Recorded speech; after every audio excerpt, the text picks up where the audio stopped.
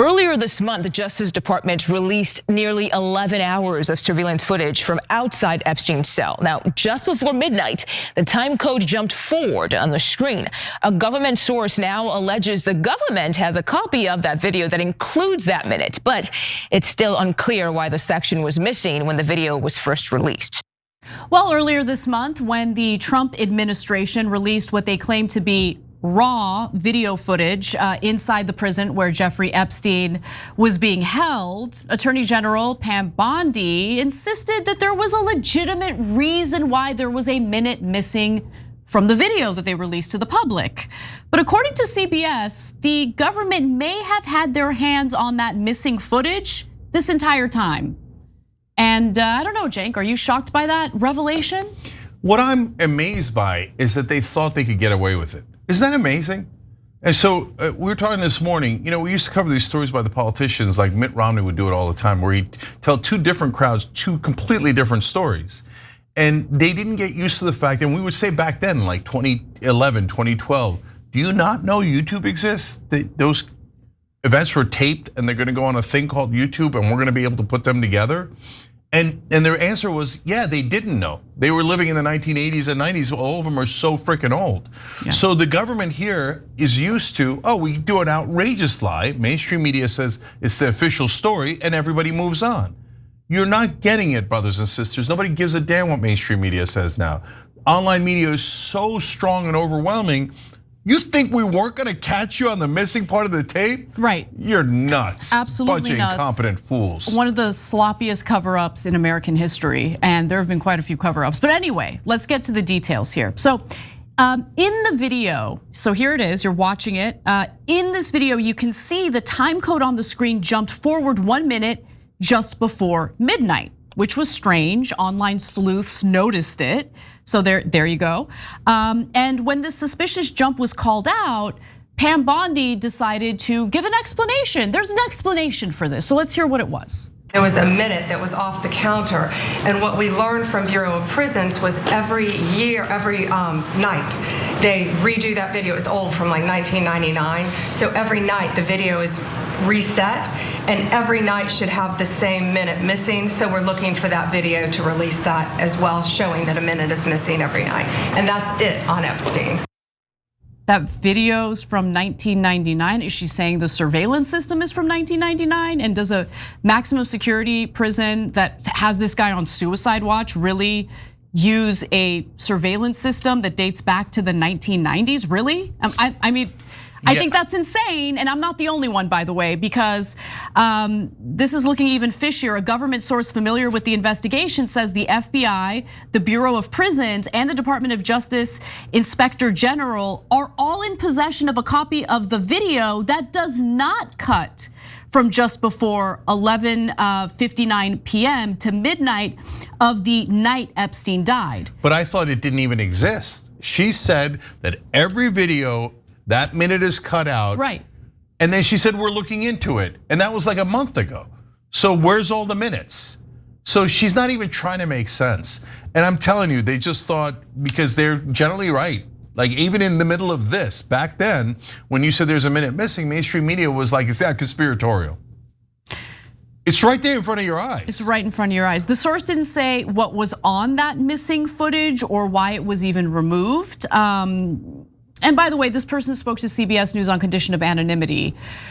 I need to know more, right? Like, there's so much that's being kept from the American people, different narratives. Obviously, that video that was released by the Trump Justice Department was doctored. Why was it doctored? But this reporting is fairly consistent with other things that we've learned about the footage, right? So for one, in response to Bondi's claim that the missing minute could be explained by the camera system, experts in surveillance video, including video forensic professionals, told CBS News that a nightly reset would have been unusual and was not something they encountered in most video systems. I gotta give her credit though for being creative in her cover story here, right? Like, how stupid is that cover story though, seriously?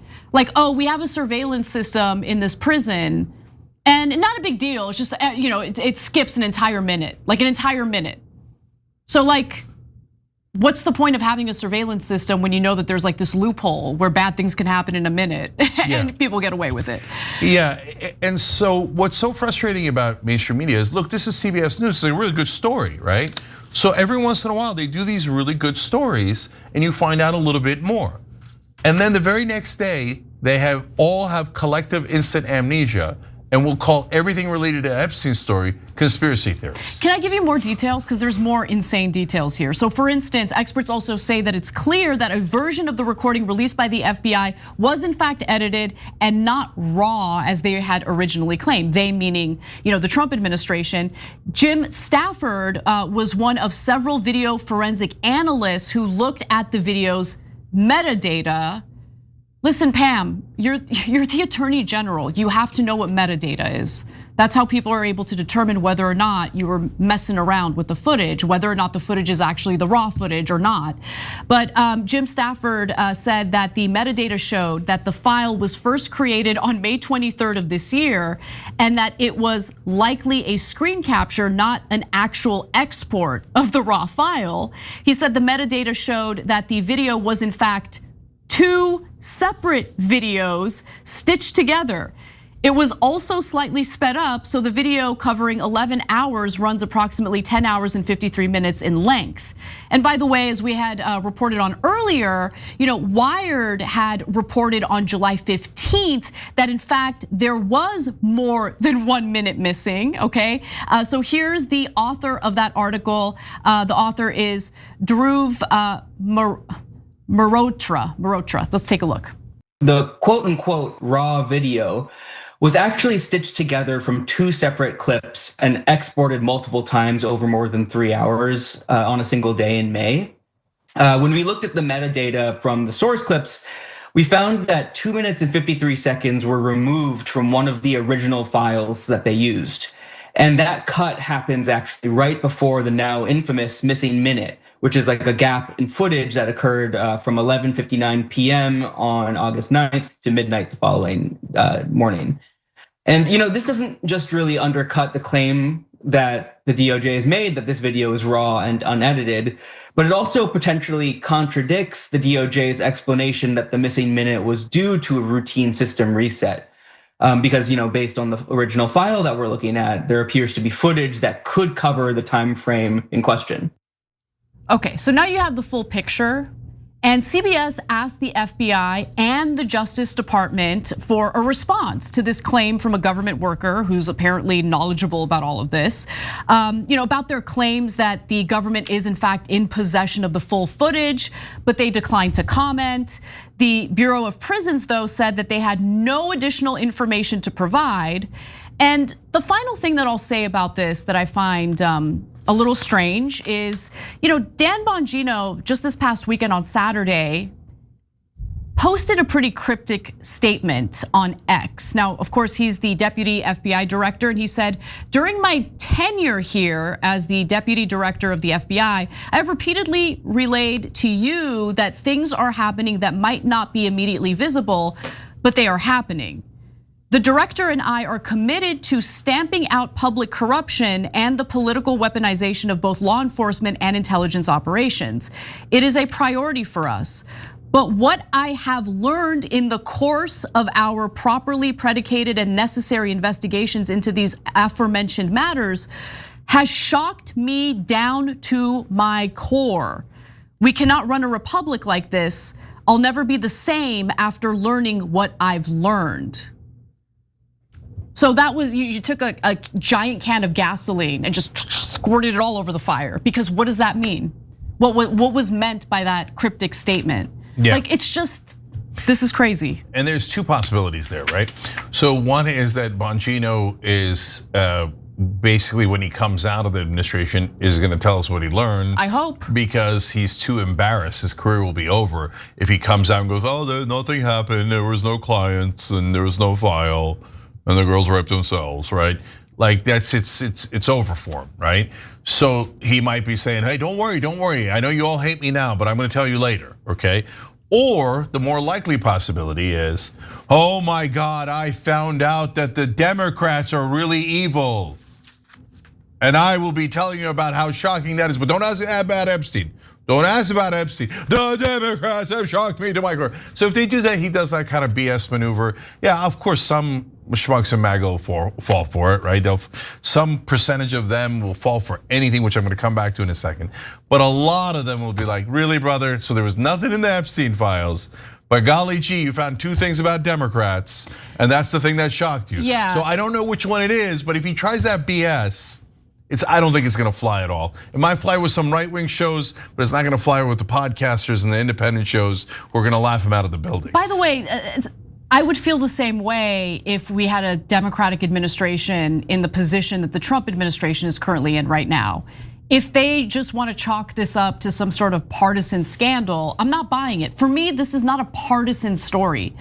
I mean, look, as we know, Jeffrey Epstein ran around with politicians from both sides of the political aisle. I don't see this as a partisan issue.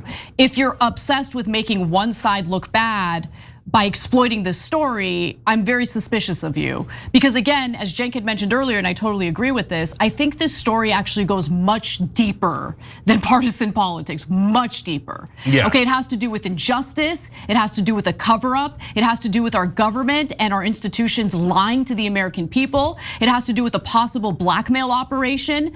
It's potentially carried out by foreign governments in order to get our politicians to serve their interests as opposed to America's interests. This is a big problem. So don't let anyone make you think this is all about partisanship, because that's a complete and utter lie. It's, again, much deeper than that. There's the reason why I hold out some hope that Bonino is actually talking about the Epstein files and might say some things when he leaves, is because he gratuitously threw in intelligence agencies. Because the FBI is internal, inside America. Intelligence agencies are supposed to be working outside America, right?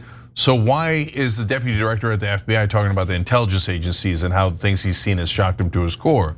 So that might be a hint there. But we're reading tea leaves because nobody will ever tell you the truth from the government. Which then leads me back to the point that I wanted to make about them. You know, you ever seen that movie, and I always forget the title of it, Bart will know, but the Batman movie that Bane was in, right? That I actually loved. And Bane has a great line to Batman there. He said, "Victory has defeated you." And that is what has happened with government cover-ups. They've gotten away with so many preposterous government cover-ups.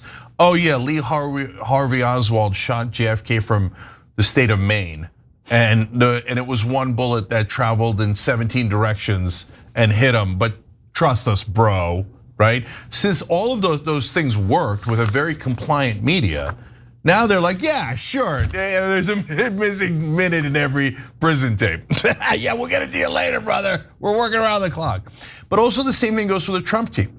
So they really got the sense that Trump could shoot someone on Fifth Avenue and get away with it. That their own followers would believe every single lie, no matter how preposterous. So when they're not believing the lies about Epstein, they're kind of shell-shocked. They're like, what? We already gave you an excuse. Why won't this go away? Right, we already told you MAGA people to scoot. We gave you a stupid excuse and you're still not biting on it? Victory has defeated them. Like they got so complacent about it. And then finally, guys, the entire conversation is nonsense to begin with. That's not the hallway. That's a common area. I know. It's almost a totally random tape.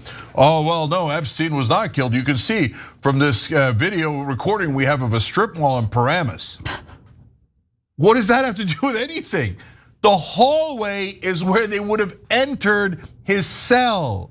And they say, oh, golly gee, the hallway cameras entirely not working. But in every prison, the hallway camera of the most important prisoner and the worst pedophile in American history never works. Oh, okay, if you say so. No, don't lose track of the fact that you're looking at the wrong tape to begin with. Every time you ring the bell below, an angel gets his wings. Totally not true, but it does keep you updated on our live shows.